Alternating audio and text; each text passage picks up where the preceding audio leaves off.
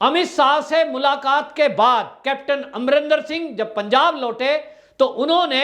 अपनी रणनीति का खुलासा करते हुए पत्रकारों को कहा कि वो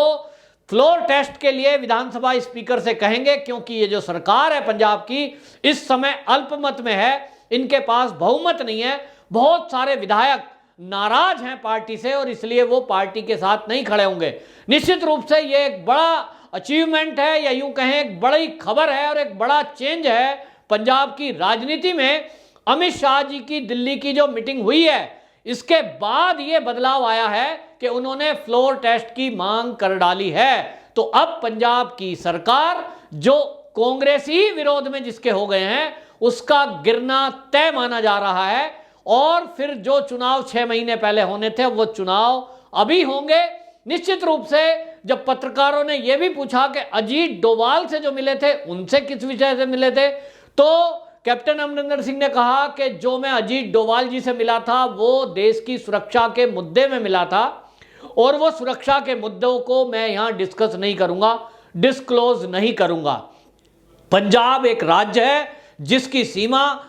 पाकिस्तान से मिलती है और पाकिस्तान की तरफ से पंजाब के अंदर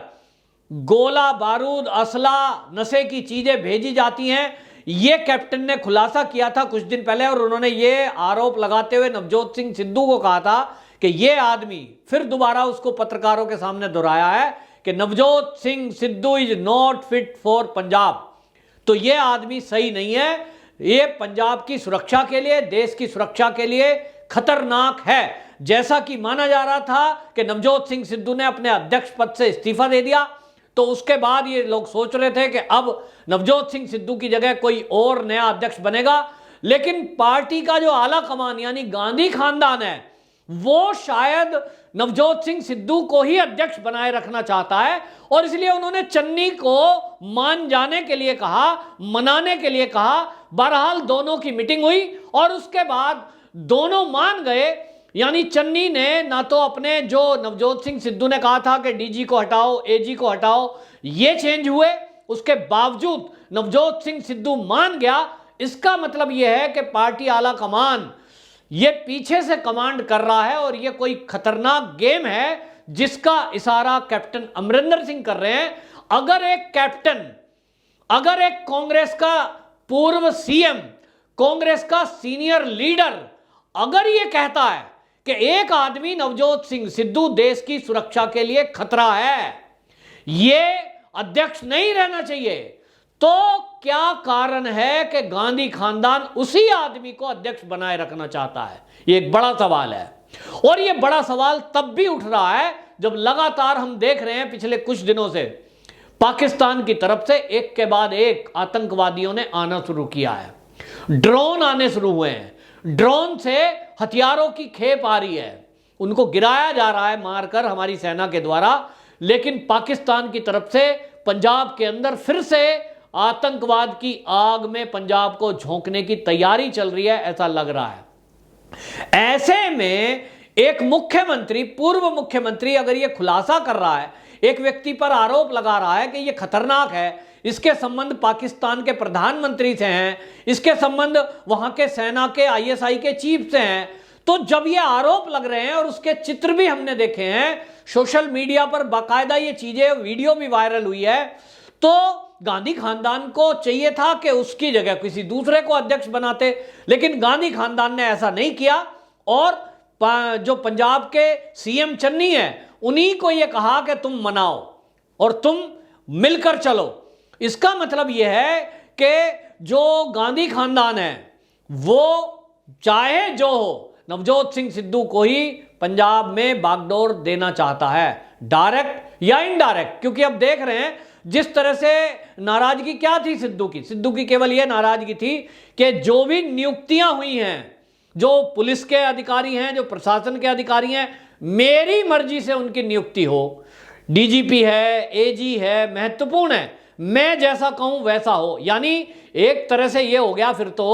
कि चन्नी केवल कठपुतली है, चलाएगा उसको सिद्धू, और सिद्धू भी नहीं चलाएगा, सिद्धू के पीछे है गांधी खानदान। तो गांधी खानदान अपने हिसाब से पुलिस के अधिकारियों की नियुक्तियां करवाना चाहता है, प्रशासनिक अधिकारियों की नियुक्तियां करवाना चाहता है। इसके पीछे क्या कारण है? क्या ये जो देश विरोधी एक्टिविटी पाकिस्तान की तरफ से हो रही है, इसके जरिए कोई ना कोई गांधी खानदान को लाभ पहुंच रहा है? क्या कारण है? इसका उत्तर गांधी खानदान को देना है। लेकिन बहरहाल मामला खतरनाक है और इसीलिए यह कैप्टन अमरिंदर सिंह का निर्णय कि पंजाब के अंदर फ्लोर टेस्ट होना चाहिए, कैप्टन अमरिंदर सिंह की तरफ से यह भी बात आई कि उन्होंने कुछ जो दस्तावेज हैं सुरक्षा से जुड़े हुए गुप्त दस्तावेज वो एनएसए अजीत डोभाल को सौंपे हैं। इसका मतलब कैप्टन अमरिंदर सिंह के पास कोई ऐसी गुप्त जानकारी है जो उनको लगता है कि पंजाब की सुरक्षा से जुड़ी हुई है, देश की सुरक्षा से जुड़ी हुई है। और इसीलिए एक आर्मी का पूर्व कैप्टन यह देख रहा है कि ये जो सरकार इस समय चल रही है, ये गांधी खानदान के इशारे पर चलने वाली सरकार इस समय पंजाब में जो चल रही है वो देश की सुरक्षा के लिए खतरा है। और इसीलिए एक पुराने 30 साल पुराने कांग्रेसी ने यह निर्णय लिया कि वो अब इस सरकार को गिराएगा, और वो गिरेगी, क्योंकि फ्लोर टेस्ट यदि होता है तो लगभग 35 के करीब ऐसे विधायक माने जा रहे हैं जो कैप्टन के खेमे में हैं। और अभी ये खेमा और बढ़ेगा, क्योंकि जिस तरह से चन्नी ने जैसे ही सीएम पद की शपथ ली उसके तुरंत बाद प्रशासनिक अधिकारियों को हटाया, जो कैप्टन अमरिंदर सिंह के टाइम में मंत्री थे और जिन्होंने काम भी खूब किया, पुराने कांग्रेसी, उनको भी हटा दिया, तो वो भी विरोध में जाएंगे। और इसको लेकर जिस तरह से G23 के नेता सामने आए, चाहे वो कपिल सिब्बल है, चाहे वो अभी गुलाम नबी आजाद है, चाहे वो मनीष तिवारी है, ये सब लोग जो पुराने पुराने हैं, जिसमें नटवर लाल है, उन्होंने बयान दिए हैं कि ये जो इस समय हो रहा है ये कांग्रेस में ठीक नहीं हो रहा, और इससे कांग्रेस के अंदर जो निर्णय लिए जा रहे हैं, इस निर्णय की लेने वाले पर सवाल उठाया, यानी गांधी खानदान पर सवाल उठाया। तो कहीं ना कहीं ऐसा लग रहा है कि कांग्रेस के अंदर एक बड़ा बवंडर पनप रहा है, एक बड़ा ज्वालामुखी पनप रहा है, जो कि अब फूटने के कगार पर है। G23 में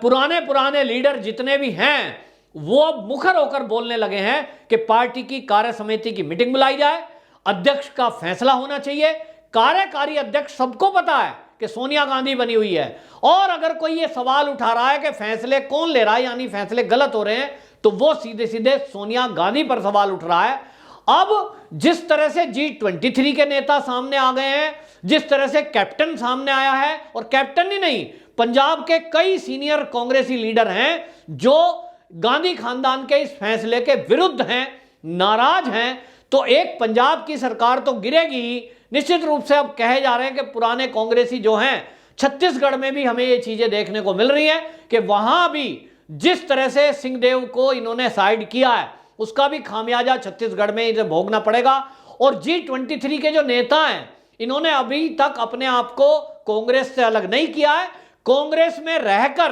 कांग्रेस की सुधार की बात कर रहे हैं। इसी तरह हम देख रहे हैं कि जो नए नए आए हुए कांग्रेसी हैं, कन्हैया कुमार जैसे लोग, वो कह रहे हैं कांग्रेस एक डूबता जहाज है। तो कांग्रेस एक डूबता जहाज है, उस जहाज को बचाने के लिए आए हैं। इधर सिद्धू कह रहा है कि ये जो है आग लगी हुई है, मैं उस आग को कंट्रोल करने आया हूं। यानी नए नए लोग जो आ रहे हैं, और पीके को सलाहकार रखा हुआ है, तो सलाहकार पीके है, सब कुछ मिलकर इस कांग्रेसी रूपी डूबते जहाज को बचाने में लगे हुए हैं। लेकिन ये हम जानते हैं कि जब तक जहाज का कैप्टन ठीक नहीं होगा, तब तक किसी भी जहाज को डूबने से नहीं बचाया जा सकता। और गांधी खानदान और कांग्रेस की प्रॉब्लम यह है कि कांग्रेसी जो चाटुकार और चापलूस हैं, वो चापलूस और चाटुकार कांग्रेसी गांधी खानदान को हटाना नहीं देना चाहते, और गांधी खानदान उस जहाज के, डूबते जहाज के कैप्टनशिप को छोड़ना नहीं चाहता। यह कांग्रेस की एक बड़ी प्रॉब्लम है। निश्चित रूप से जहाज डूबेगा ही, और कैप्टन साहब अपना रुख आगे जाहिर कर चुके हैं। निश्चित रूप से इससे पता लग गया है कि पंजाब की गवर्नमेंट तुरंत ही अगले कुछ दिनों में गिरने वाली है। वंदे मातरम।